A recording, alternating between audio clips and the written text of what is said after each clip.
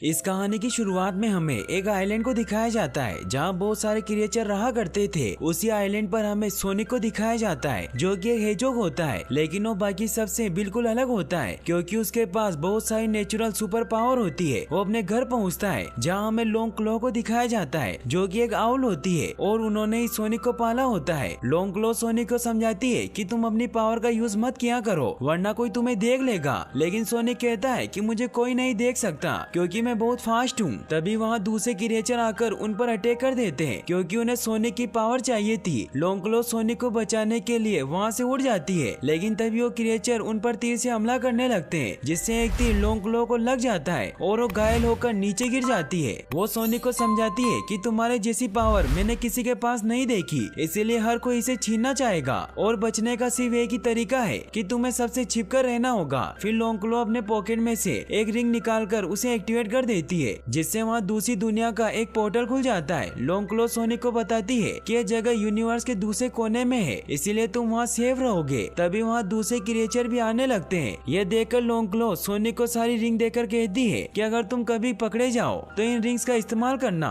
और हमेशा भागते रहना। फिर वो सोनिक को यहाँ से जाने को कहती है, लेकिन सोनिक लॉन्ग क्लो को अकेला छोड़कर नहीं जाना चाहता था, इसीलिए वो वापस उनकी तरफ भागता है, लेकिन तब तक रिंग का मैजिक खत्म हो जाता है। फिर हमें 10 साल बाद ग्रीन हिल्स टाउन में टॉम को दिखाया जाता है जो कि एक पुलिस ऑफिसर होता है, लेकिन उसकी लाइफ काफी बोरिंग होती है। वो रोड पर गाड़ियों की स्पीड चेक कर रहा होता है, लेकिन वहाँ से एक भी कार नहीं गुजरती। तभी सोनिक वहाँ उसे परेशान करने के लिए अपनी फुल स्पीड में उसकी कार के पास से निकलता है जिससे टॉम उसे नहीं देख पाता, मगर स्पीडोमीटर उसकी स्पीड नोट कर लेता है जो बहुत ही ज्यादा होती है। टॉम ये सोचता है कि स्पीडोमीटर खराब हो गया है, लेकिन सोनिक उसके साथ 2-3 बार ऐसा करता है जिससे टॉम को कुछ समझ नहीं आता और वो बाहर निकलकर देखता है जहाँ उसे सोनिक का एक बाल मिलता है। टॉम उसे अपने पास रख लेता है और कार लेकर वहाँ से निकल जाता है। तभी वहाँ रोड पर एक कछुआ कार के नीचे आने वाला होता है कि सोनिक उसे बचा लेता है। फिर उस कछुए को बहुत तेज राइड करवाता है और जंगल में छोड़कर अपने घर चला जाता है, जहाँ हमें पता चलता है कि सोनिक ने सबसे छिपने के लिए जंगल में एक रूम बनाया होता है जहाँ उसने इंसानों की बहुत सारी चीजें रखी होती है और वो उनसे ही अपना टाइम पास करता है। वो बुक पढ़ता है, बहुत सारे गेम खेलता है। साथ ही उसे पता था कि अगर कभी वो पकड़ा गया तो रिंग्स का यूज करके नए प्लेनेट पर चला जाएगा जो उसके लिए सेफ जगह होगी, लेकिन वहाँ चारों ओर सिर्फ मशरूम ही मशरूम होंगे। सोनिक अभी इस बात की फिक्र नहीं करता क्योंकि वो अभी ग्रीन हिल्स में बहुत खुश था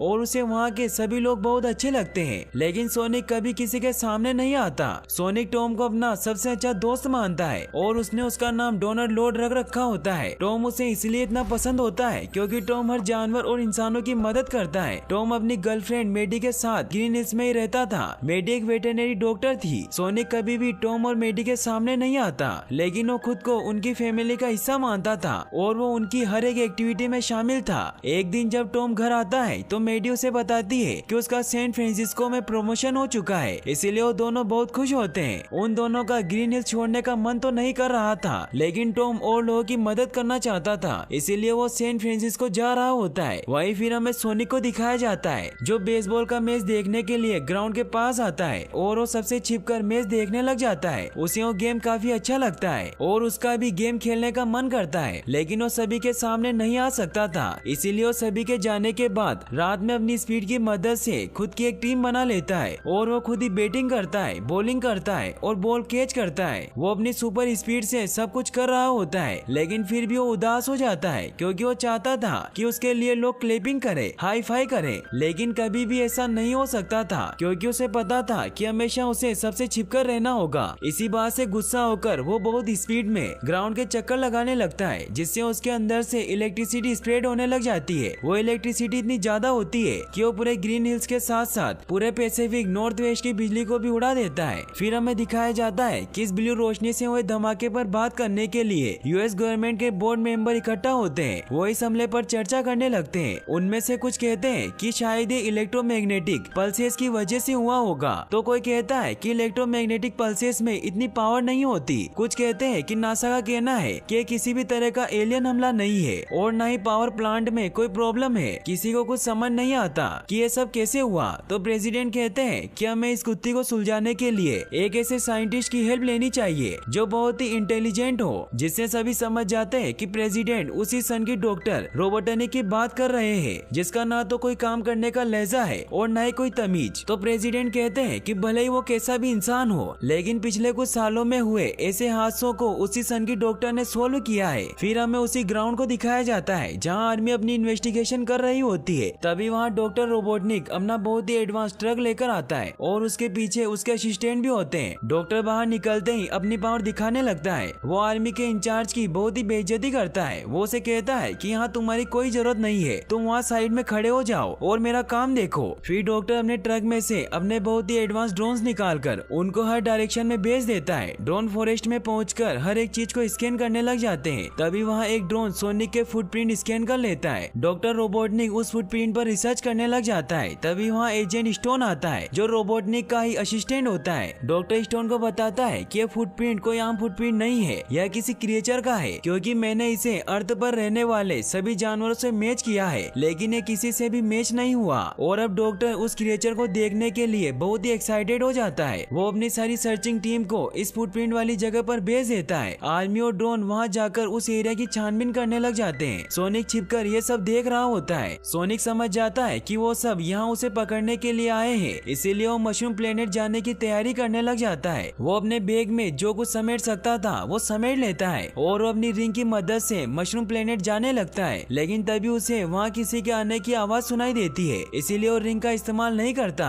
और किसी सेफ जगह जाने का सोचता है। तभी हमें टॉम को दिखाया जाता है जो मेडी से फोन पर बात कर रहा होता है। तभी उसे बाहर डस्टबिन गिरने की आवाज आती है और उसे लगता है कि फिर से उसके घर में रकून घुस आए हैं, इसीलिए वो ट्रंकलाइजर गन लेकर जाता है ताकि वो उन्हें डरा सके। तभी हमें पता चलता है कि वो रकून नहीं बल्कि सोनिक होता है जो टॉम के घर में छिपने के लिए आया होता है। वो अपनी रिंग निकालकर मशरूम प्लेनेट जाने का कहने ही वाला होता है कि तभी वहाँ टॉम आ जाता है। टॉम और सोनिक एक दूसरे को देखकर डर जाते हैं और टॉम से गलती से वो गन चल जाती है, जिससे सोनिक बेहोश होने लग जाता है। बेहोश होने से पहले सोनिक टॉम की टी शर्ट पर सैन फ्रांसिस्को लिखा हुआ पढ़ लेता है, जिससे वो रिंग का पोर्टल सैन फ्रांसिस्को की बिल्डिंग के ऊपर खुल जाता है और सोनिक की सारी रिंग्स उस बिल्डिंग के ऊपर गिर जाती है। सोनिक उन रिंग्स को बचाने की कोशिश करता है, लेकिन तभी वो बेहोश हो जाता है। टॉम सोनिक से डरकर उसे एक पिंजरे में बंद कर देता है। सोनिक को जब होश आता है तो पिंजरे से बाहर आ जाता है। टॉम सोनिक को देखकर डर जाता है क्योंकि वो इंसानों की तरह बात कर रहा होता है। टॉम को लगता है कि सोनिक उसे किडनैप करने आया है ताकि वो उसे अपने प्लेनेट ले जा सके। वो दोनों बातें कर ही रहे होते हैं कि तभी वहाँ रोबोटनिक सोनिक के फुटप्रिंट को फॉलो करते करते टॉम के घर तक पहुँच जाता है। सोनिक उसे वहाँ देखकर बहुत डर जाता है। वो टॉम से कहता है कि तुम्हें मेरी मदद करनी होगी क्योंकि तुम्हारे इंजेक्शन की वजह से मैं चल नहीं पा रहा हूँ और अगर इन्होंने मुझे पकड़ लिया तो ये मुझ पर एक्सपेरिमेंट करने के लिए मुझे मार देंगे।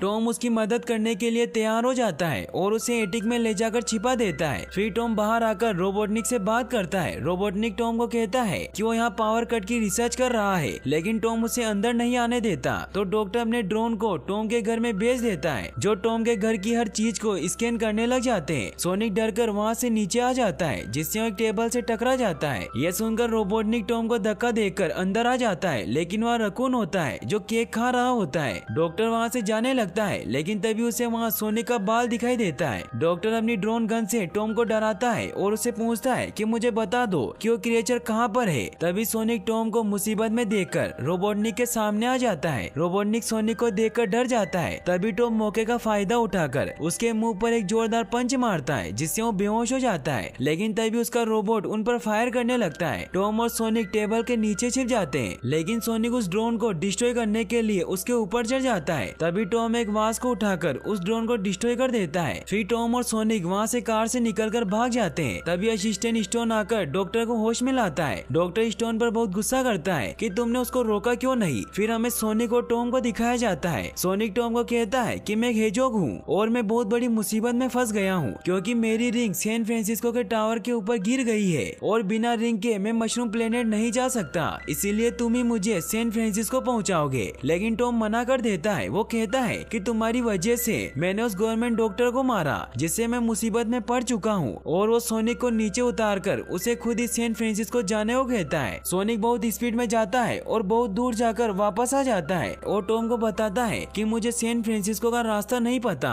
और ये सब तुम्हारी वजह से ही हो रहा है क्योंकि तुमने ही मुझे बेहोश किया था। टॉम को भी अपनी गलती का एहसास हो जाता है और वो उसे सैन फ्रांसिस्को ले जाने का डिसाइड करता है। चलते चलते उनको रात हो जाती है। वो एक जगह रुकते हैं और टॉम अपने दोस्त वेड से बात करने के लिए पे फोन से उसे फोन लगाने जाता है। वो सोनिक को उसी कार में रुकने को कहता है। टॉम वेड को फोन लगाता है और उसे कहता है कि तुम किसी को भी मत बताना कि मैंने तुमसे बात की थी। तब वेड कहता है कि डॉक्टर को पता चल चुका है क्योंकि वो यही है। फिर रोबोटनिक वेड के हाथ से फोन ले लेता है और टॉम से कहता है कि तुमने मुझे मुक्का मारा है, इसीलिए मैं तुम्हें नहीं छोड़ूंगा। टॉम वापस आकर देखता है कि सोनिक वहाँ नहीं है। तभी उसे लगता है कि सोनिक बार में चला गया होगा। वो बार में सोनिक के पास जाता है और उसे यहाँ से चलने को कहता है, लेकिन सोनिक कहता है कि आज मेरा अर्थ पर आखिरी दिन है, इसीलिए मुझे यहाँ पर थोड़ी देर के लिए मस्ती करनी है। सोनिक के बारे में पूछने पर टॉम वहाँ के लोगों को बताता है कि इसे एक बीमारी है जिसकी वजह से इसके चेहरे पर बाल आ गए हैं। टॉम वहाँ सोनिक को बकेट लिस्ट बनाने को कहता है, लेकिन सोनिक कहता है कि बकेट लिस्ट क्या होता है। तो टॉम उसे बताता है कि वो सारी चीजें जो तुम अपनी जिंदगी में मरने से पहले करना चाहते हो उसे बकेट लिस्ट कहते हैं। सोनिक एक्साइटेड हुआ अपनी बकेट लिस्ट बनाता है, लेकिन फिर वो उदास हो जाता है और कहता है कि मैंने तो अभी तक कुछ नहीं किया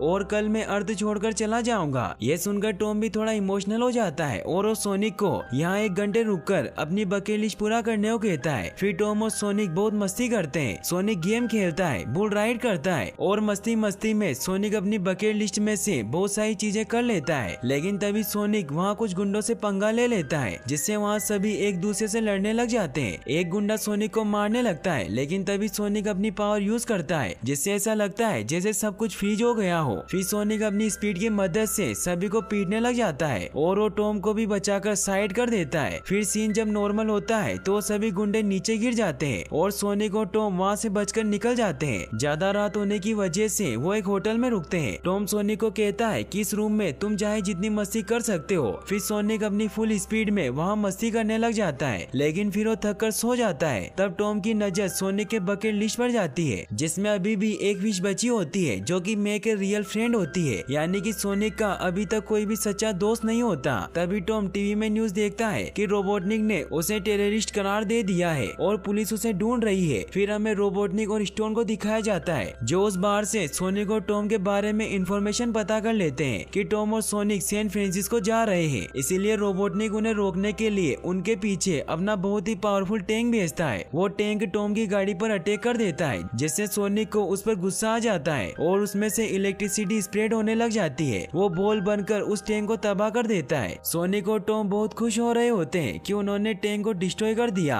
लेकिन तभी उस टैंक में से एक मॉन्स्टर कार निकलती है और उन पर हमला करने लग जाती है। तभी सोनिक अपनी स्पीड से उस मॉन्स्टर कार पर जाता है और उसी कार के वेपन से उसे ब्लास्ट कर देता है। फिर सोनिक वापस से टॉम के पास आता है। तभी उस मॉन्स्टर कार में से एक बाइक निकल कर आती है, लेकिन टॉम सोनिक को कहता है कि इसे मैं मारूंगा और टॉम सोनिक को गाड़ी चलाने को कहता है। फिर टॉम अपनी टॉर्च निकालकर उस बाइक को डिस्ट्रॉय कर देता है, लेकिन फिर उसमें से एक मिनी ड्रोन निकलता है और लेजर की मदद से टॉम की गाड़ी की रूफ को कट कर देता है, जिससे कार की रूफ टूट जाती है। सोनिक उस ड्रोन को पकड़कर तोड़ देता है, लेकिन उसमें लगा बॉम्ब सोनिक के हाथ में चिपक जाता है। टॉम बॉम्ब को निकालने के लिए गाड़ी को साइड में लगाता है, लेकिन बहुत कोशिश करने के बाद भी वो बॉम्ब नहीं निकलता। तो सोनिक पेचकस की मदद से उस बॉम्ब को निकालकर पत्थर पर लगा देता है। तभी वो बॉम्ब ब्लास्ट हो जाता है, जिससे सोनिक बेहोश हो जाता है। रोबोटनिक ये देखकर कि सोनिक बच गया है, वो स्टोन पर बहुत गुस्सा करता है, लेकिन तभी उसे स्टोन के पास में सोनिक का हेयर मिलता है, जो टॉम के घर से लेकर आए थे। वहीं टॉम सोनिक को लेकर अपनी गर्लफ्रेंड मेडी के घर पर जाता है, जहाँ मेडी अपनी बहन के साथ रहती थी। टॉम जब घर में जाता है तो मेडी की बहन उसे घर में नहीं आने देती,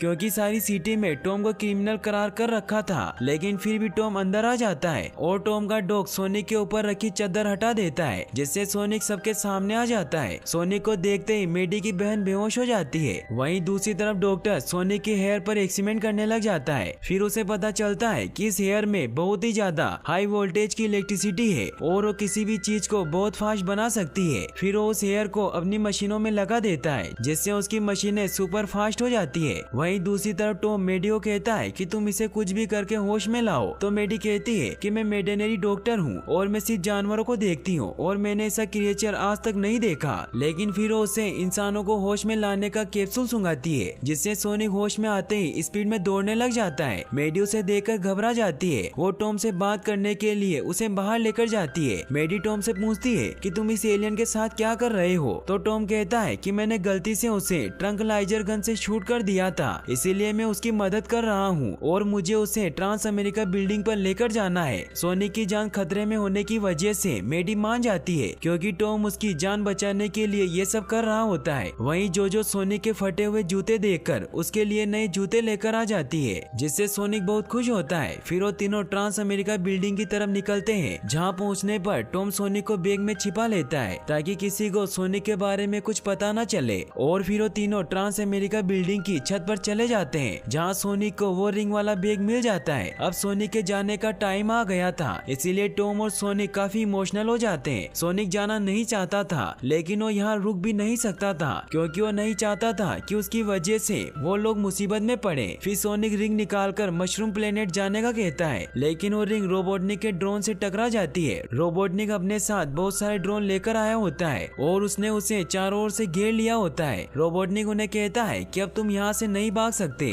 तभी सोनिक को एक आइडिया आता है और वो टॉम और मेडी को बिल्डिंग की छत से धक्का दे देता है। यह देखकर रोबोटनिक बहुत हैरान होता है, लेकिन फिर वो सोनिक पर अटैक कर देता है और सोनिक के हेयर वाला अल्ट्रा एनर्जी बटन दबाने लगता है कि तभी सोनिक अपनी पावर से सब कुछ स्लो मोशन में चेंज कर देता है और सभी गोलियों के साथ खेलकर उनसे ड्रोन को ब्लास्ट कर देता है। लेकिन तभी डॉक्टर के प्लेन का अल्ट्रा एनर्जी वाला बटन ऑन हो जाता है, जिससे उसके प्लेन में सोनिक जैसी पावर आ जाती है और वो सोनिक पर अटैक कर देता है, जिससे सोनिक नीचे गिरने लग जाता है। लेकिन तभी वो एक रिंग लेकर मेडी और टॉम को ग्रीन हिल्स भेज देता है और खुद पेड़ से टकराकर नीचे गिर जाता है। फिर सोनिक अपनी स्पीड से सभी रिंग को इकट्ठा करता है। सोनिक और रोबोटनिक में चेस स्टार्ट हो जाती है। जितनी स्पीड से सोनिक भाग रहा होता है, उतनी स्पीड में रोबोटनिक उसका पीछा कर रहा होता है। सोनिक को यह बात समझ नहीं आती कि रोबोटनिक उसकी स्पीड को कैसे मैच कर रहा है, क्योंकि सोनिक को पता नहीं होता कि वो सब उसके हेयर की वजह से कर रहा है। सोनिक अब अपने बैग में से रिंग्स निकालता है और एक के बाद एक जगह चेंज करने लगता है। सबसे पहले वो ग्रेट वॉल ऑफ चाइना में भागने लगता है। इसके बाद सोनिक रिंग फेंकता है और फिर वो दोनों मिस्र पहुंचते हैं, जहां वो पिरामिड के पास भागने लगता है। सोनिक डॉक्टर से पीछा नहीं छुड़ा पा रहा था, इसीलिए वो रेत के बाउंडर में उसे फंसा देता है और सोनिक ग्रीन हिल्स के लिए रिंग फेंकता है, लेकिन डॉक्टर उसे देख लेता है और उस पर फायर करता उसके पीछे आ जाता है। सोनिक घायल होकर ग्रीन हिल्स में जाकर गिरता है। रोबोटनिक भी उसके पीछे वहीं आ जाता है। यह देखकर टॉम और मेडी के साथ सब लोग वहां आ जाते हैं और सभी लोग रोबोटनिक पर गुस्सा करने लगते हैं। टॉम उसे कहता है कि तुम्हारी वजह से सोनिक की यह हालत हो गई है। तब डॉक्टर कहता है कि ये सिर्फ एक एलियन ही तो है, इसके लिए तुम इतनी फिक्र क्यों कर रहे हो। तब टॉम उसे कहता है कि ये उससे बहुत ज्यादा है और इसमें तुमसे भी ज्यादा इंसानियत है और इन सबसे बढ़कर है कि ये मेरा बेस्ट फ्रेंड है। ये बात सुनते ही सोनिक वापस होश में आ जाता है, लेकिन इस बार वो बहुत पावर के साथ उठता है। उसमें से बहुत सारी इलेक्ट्रिसिटी स्प्रेड हो रही होती है और अब उसे ये भी पता चल जाता है कि डॉक्टर का प्लेन उसके हेयर की वजह से इतनी स्पीड में चल रहा था।